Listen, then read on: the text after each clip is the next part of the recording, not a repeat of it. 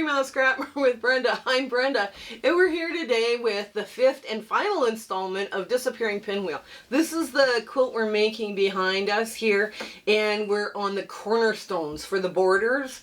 And this is fun, fast, and quick, and we'll be able to put together our entire quilt with this.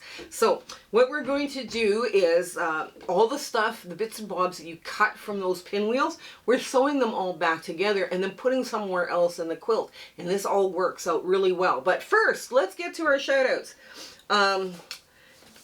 Ian at Off Quilter Crafter Ian and Quilts and Other Happy Accidents. Both of these ones, those YouTubers, are going to be in our show notes below. Go check them out. If you haven't heard of either one of these guys, you got to go check them out because they're a lot of fun. There's a lot of fun content there. And you know, like it's always good to find more fun content, right? I mean, you know, we spend a lot of time in our sewing room sewing and quilting and whatnot. It's always good to have fun content to watch. So yeah, give them a shout out. Now, if you want to help us out as well, making comment, thumbs up, share, like, subscribe, hit the bell so you don't miss content, and hype is a new thing on your cell phone. So that all that does is change our analytics, so it pushes our videos forward so we can continue bringing fun-free patterns each week to quilters. And we're just having so much fun with that. Now we also have Zoom sew dates for Saturday of every month and from 9 a.m. to 5 p.m. Mountain Standard Time because I'm in Alberta, Canada. We also have a Facebook group. It's warm and welcoming. There's a virtual sewing room hosted by Discord. There's all sorts of fun community chats. And we do all the same things like Facebook groups. I finished this, I finished that, this is what I'm working on, that kind of thing. And we have fabric exchanges by country that keep our postal costs down. The admins say, please agree to the rules and please answer the questions because that helps them get you into the group much faster, right?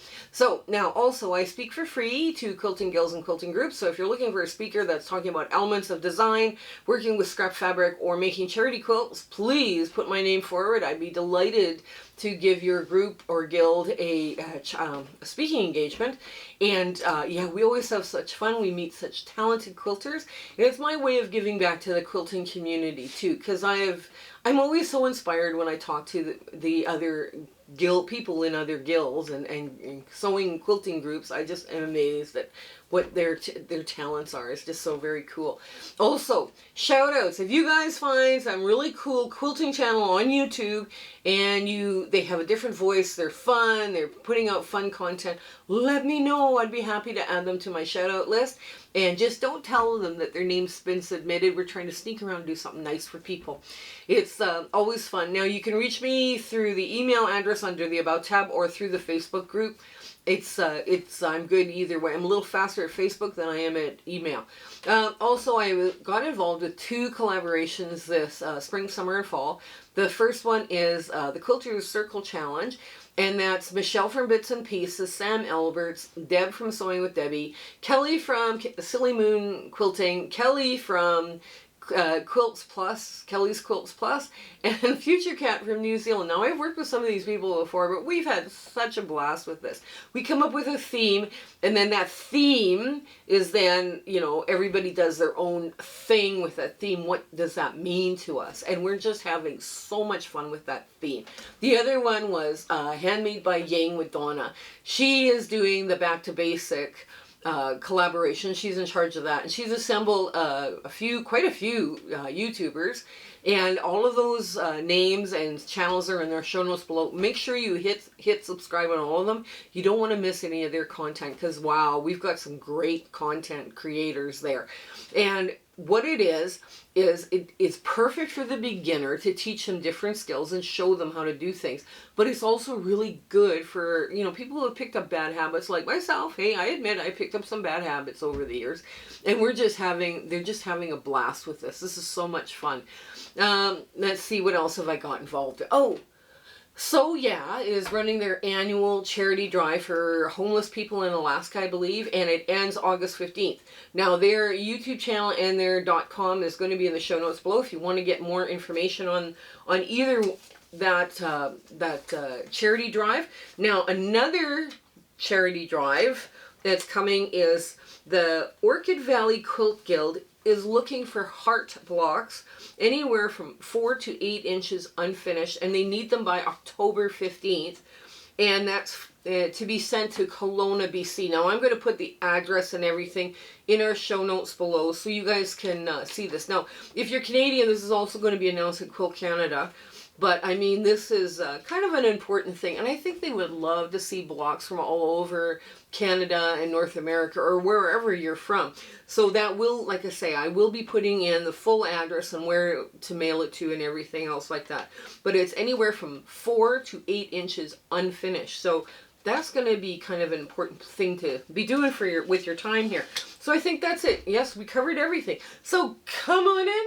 Let's get to the final step of the disappearing pinwheel, and we're going to have another cute little baby quilt when we're done. All right, come on in. Okay, we're at the sewing machine with step 5. Now, I decided, okay, so these are the cornerstones we're going to make. Now, I always line up my pinwheels the same way. I don't know, that's the way I was taught and that's the way it happens. I'm not sure anymore. No, I'm not even going to worry that there's 2 same pinwheels in here because there's so much going on in that quilt. It's going to be fine. So what we're going to do is I'm just going to sew that together. A very quick little pinwheel here.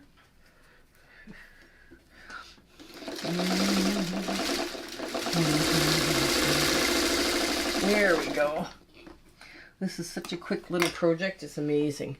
Okay, so now I've got two border pieces, and I'm going to sew that one on just like that. Oh, maybe like that. Okay, maybe like that. There we go.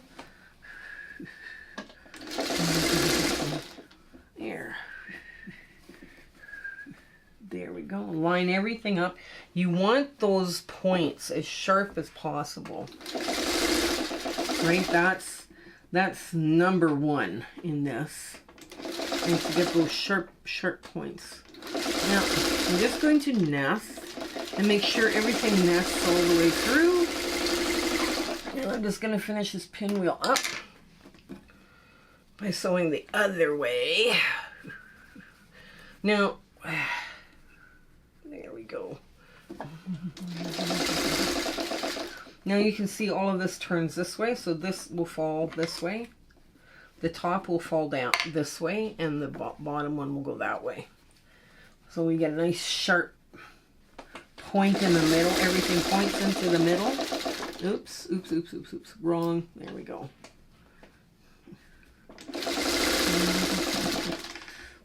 There. There we go. And we've got the other border to put on. I know, it's just like, wait a minute. Didn't you say it? Yes, I did. I need you guys to see how fast this goes together. And the only way to do it is to do this. Oops. A little sleight of hand, I guess. This is such a lovely way of doing it. You know, just everything comes together so quickly on this quilt. Like I say, this is everything nests because it's all been pressed to the dark. Okay, so there is, oops, there we go. Now we just go to the other side. There, the other long side. And we get that, just like that. Now we're going to pop these open so they lay nice and flat. So you just snap, push them down a little bit. You don't need to push them down very hard, and they just lay nice and flat. Okay, there we go.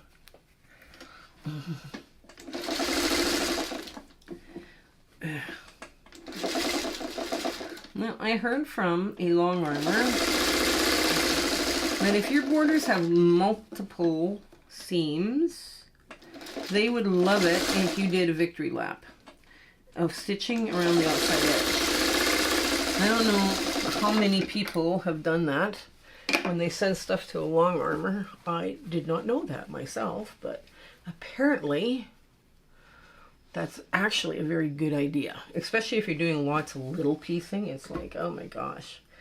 Yeah, we'll go like that. Yes. Perfect like that. Looks fine. Okay. Now once we got all the cornerstones onto the borders, you know, now we're going to,